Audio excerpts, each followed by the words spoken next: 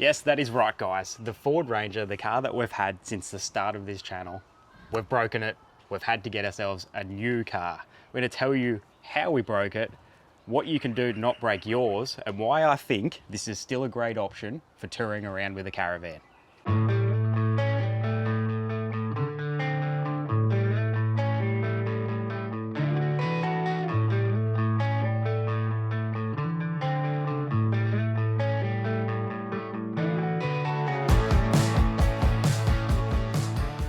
Righto, so this car, we bought this thing 7 years ago, brand new from the dealership. It is a 2019 Ford Ranger XLS Sport, the 3.2 litre 6-speed automatic. Great car. I have been very happy with this thing. You, Erin? Yeah. It's been really good to us. It has done everything we've wanted until now. Now, this car has nearly 200,000 Ks on it, and it hasn't looked like this the whole time. It's gone through quite a few changes. Now, when we bought this car back in 2019, one, we hadn't started this channel yet, and two, we didn't think we were going to tour around. Hey, Erin, we had no idea. I honestly can't remember that long ago. So long ago. Basically, we had a Pajero that the engine blew up. That's a whole nother story that I would not like to tell you all because it was kind of my fault. But we got this to replace it. It was a big cost for us back then, $50,000, but we thought, let's buy a new car to make sure that it lasts us. And it has, sort of. Now, out of that 200,000 Ks, roughly a third of that has been full-time towing caravans. And it's done it, I'm gonna say, pretty well. They're not the perfect tow rig, and it has its limits and it has struggled at times. But we've been through 4 different caravans over the period of ownership, and they started off light, towed those really well, and then they got heavier towards the end, and that's when this thing started struggling. So a little bit like our caravans changing over the time, the car has changed. We've been fairly budget conscious on what we've done with it, but we have changed it and done mods as we've gone. So from the start, pretty much we did the 2-inch suspension lift, and then part of that was the GVM upgrade because we found out we were overweight with our caravan. We're going to do the lap in, and that was because of the GVM. So we upgraded that to a roughly 3,500. We chucked on some all-terrain tires, which is just generally something a lot of people do when they're putting a lift on their car.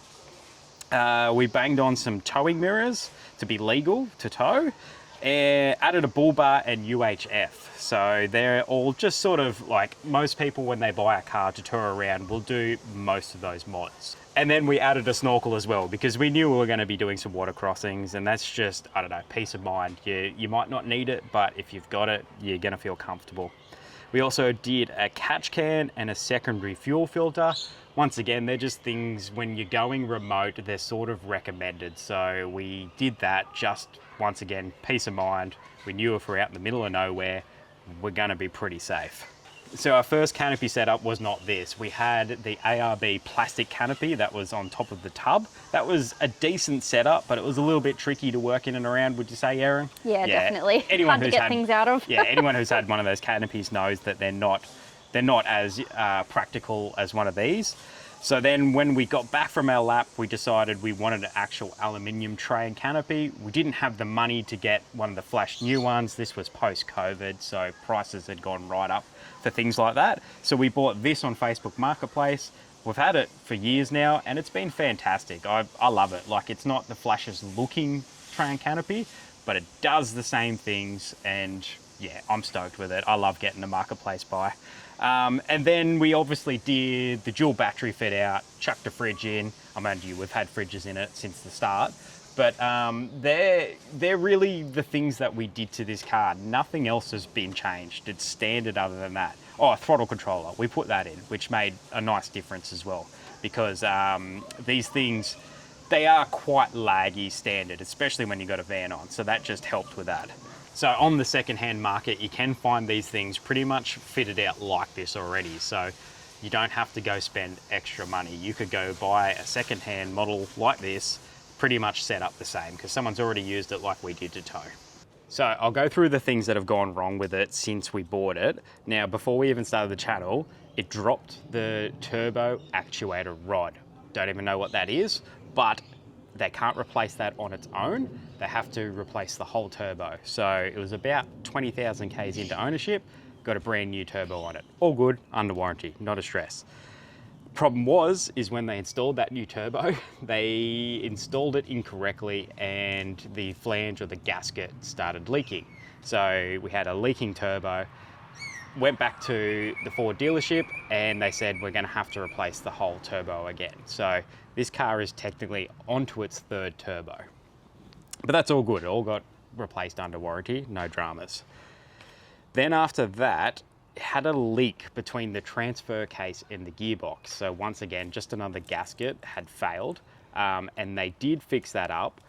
But unfortunately, when they fixed it up, they only finger tightened the oil filler bung, I guess you'd call it, for the transfer case, and we lost a whole heap of oil. It sprayed all under the car because we'd actually jumped in it after picking it up and drove 400 Ks to Coffs Harbour. So that was a bummer, but it didn't break anything. It just meant we had to top it up and tighten up that bung again.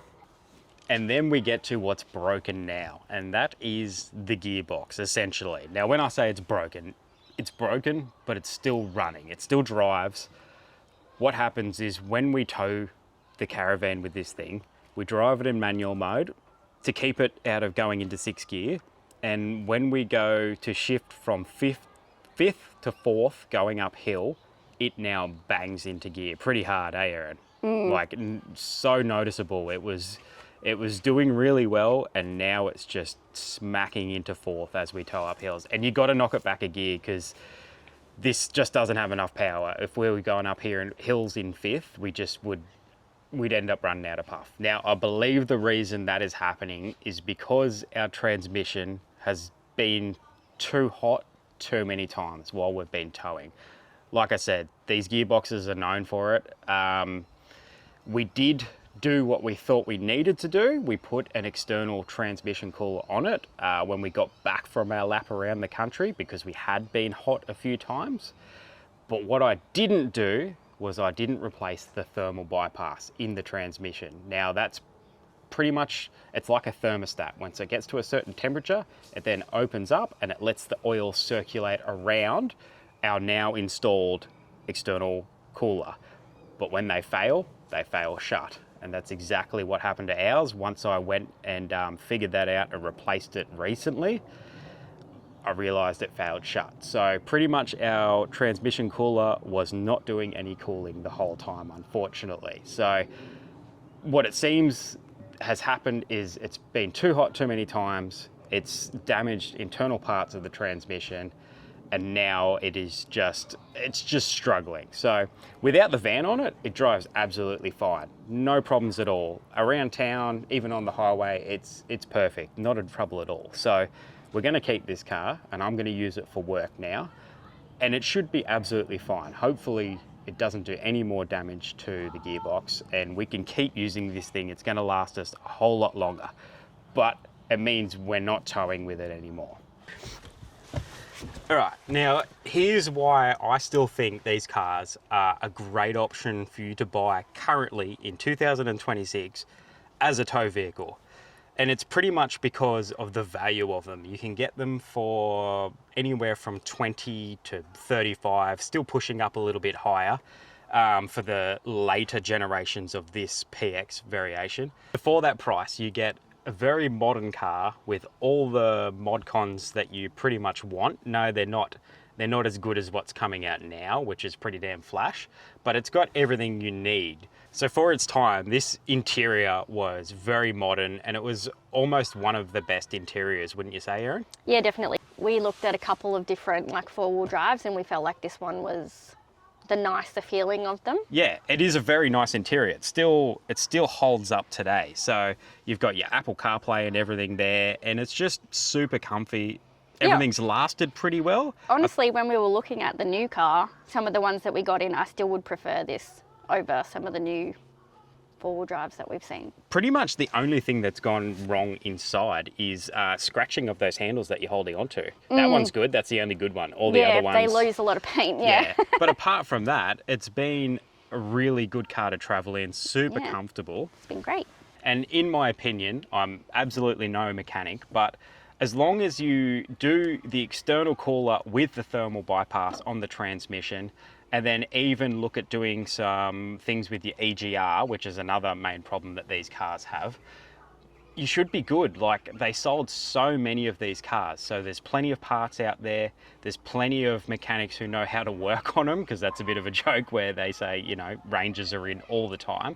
But you got to remember, when they were selling these cars, the PX models, they sold so many of them. They were one of the top selling cars in the country. So yes, I know you hear all your horror stories and how they blow up, the engine blows up and the transmission blows up and yada, yada, yada. They're always on a tilt tray. When you sell so many, you're gonna hear the horror stories. That's the internet for you. The internet doesn't say, they rarely say the good stories. You always hear the negative stories. So I've seen many people say on the forums and Facebook pages, they've got a lot of Ks out of these cars, towing, not towing, all kinds of driving. If you don't have the coin for a brand new car, these things are really good value for what you get. So look, I'm pretty devastated, guys, that it's come to this. This wasn't part of the plan at all. The plan was we were gonna keep this car. We were just gonna fix up any things that we needed to do, plus do a few upgrades, and we were gonna keep exploring around and use this as our touring vehicle, towing the caravan.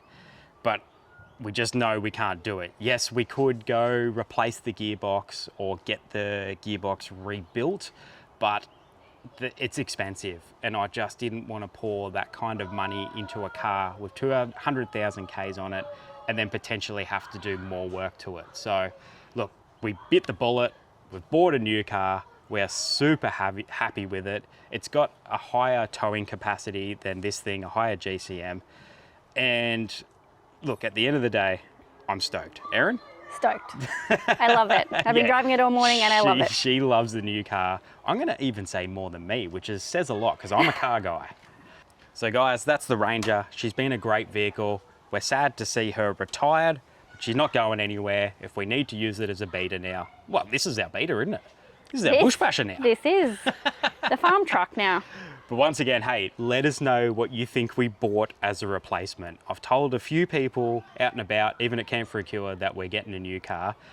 And the guesses that they came out with, very wrong. Very wrong, but understandable.